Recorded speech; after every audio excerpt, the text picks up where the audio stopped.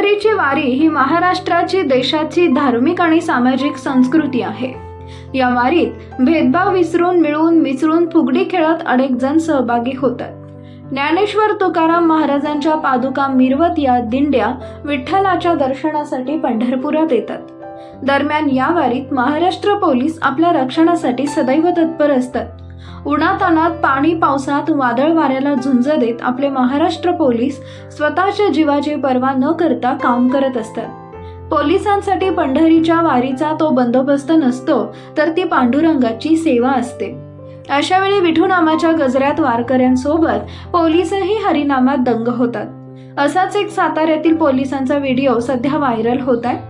या व्हिडिओमध्ये तुम्ही पाहू शकता 4 ते 5 पोलीस एवढ्या गर्दीत कर्तव्यासोबतच वारकऱ्यांसोबत विठ्ठलाच्या हरिनामात दंग झाले।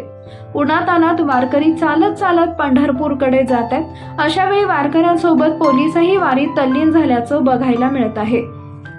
या पोलिसांना पाहून वारकऱ्यांचा सगळा थकवा दूर झालाय। पोलिसांना पाहून वारकऱ्यांच्याही चेहऱ्यावर हसू उमटलंय।